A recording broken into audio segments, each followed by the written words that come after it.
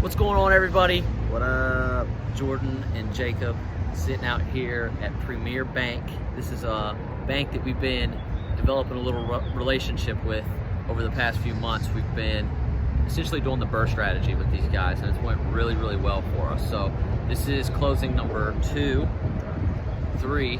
of our refinancing with BRRRR Bank. So essentially what we're doing is we are taking groups of property that we've owned and purchased with other investors' money, fix them up a little bit, or do the repairs that are necessary. We get them rented out, and then we bring them back down to our friends here at BRRRR Bank, and they are wrapping 3 to 4 of them up at a time into a commercial loan. I think the rates are what are we getting here? Currently paying 4.75. I think we can get a lot better down the road, but for now this is just fine with me. Yeah. So it's on a 20-year terms, and we're getting 4.5% interest rates. It is on a 5-year arm, so it'll change, it'll adjust after 5 years. But essentially what they're doing, I think the first time we took 5 properties, we bundled them up, and it was a $250,000 loan. Now the property is actually appraised for $387,000, so we did really well on what we put into those properties compared to what they were worth at the very end. The amount of equity that we have in them going for 4th, because we only borrowed $250,000 against those, paid off all our investors, and sitting real pretty in them. So I got a ton of equity, and they cash flow beautifully. And we're just trying to wash, rinse, and repeat that strategy over and over and over again until they tell us they're out of money. So today we have 3 properties that we're doing. 2 of them we've actually had control of for a while, since 2018. We bought them in 2018 with an investor, and we really struggled to find a bank that was going to loan us money to do this strategy. They just couldn't wrap their heads around, oh, we're using other people's money to buy these houses, and then we want to cash them out and take whatever's left. I don't know why that's a hard concept. It's a simple BRRRR strategy. It's out there. It's all over the internet. People are talking about it. People have done this for probably decades. Oh yeah, I'm sure. But this guy gets it. So he's become our best friend, and we're going to go in here and talk to him, sign some paperwork, and end up with another refinance loan. So 2 of the properties we've controlled for a while.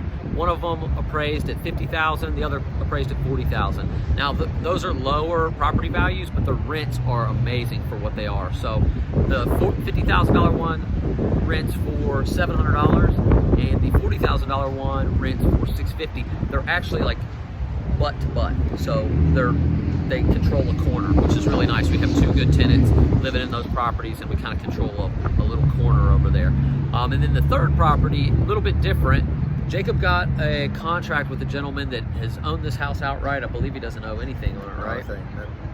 And he structured with the gentleman that he would owner finance it to us for 45 days. And all that did is give us time to go in, do some minor repairs, get it rented, Get title to it. And get title to it, exactly. So this bank doesn't have a deed seasoning period, meaning they don't care if you've owned it for 6 or 12 or 24 months. All they care that it is cash flowing property, and it's a good asset. So they look at you can explain it a little better, the debt ratio.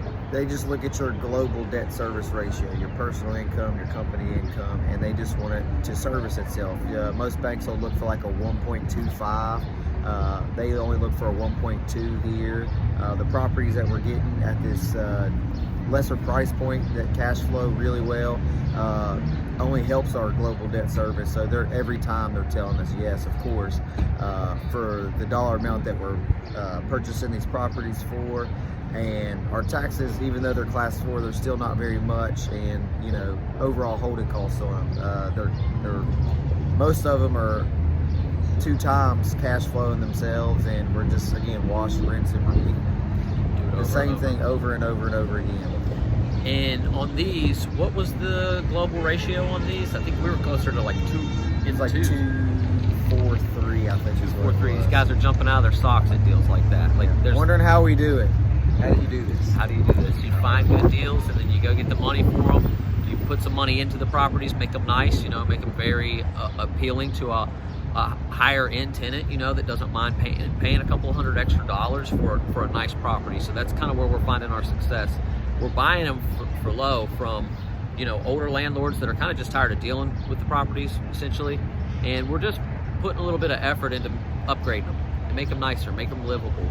We do things like Bluetooth speakers in the bathroom so that people can listen to the music while they take showers, and just little things like that that people really they really enjoy. So we add some value, a little bit of value, a few $100s. We're not talking like thousands and thousands. We're talking about a few $100 things, but it's getting an extra $150 a month out of the property, and it helps with that global debt ratio. So that's what we're doing. That's what we're here for. This is, you said this is the third one? Is it all? I thought this was the second one with them. We've got 5 or 6 properties refinanced with them already, and then we're bundling these 3. So that's our strategy right now. Is we're taking 3 at a time. So we'll go buy, get them rented, and bring a package of 3. Yeah, I guess I'm considering Russell and second one, and then Park the other. And then we've already got in the mix our 3rd package that we're already have title to, that we're just waiting to get them all rented out. And one we're going to ride out the owner finance period on, and then just insert it into the bank portfolio. Yep, and I think they pretty much agreed to give us like a $500,000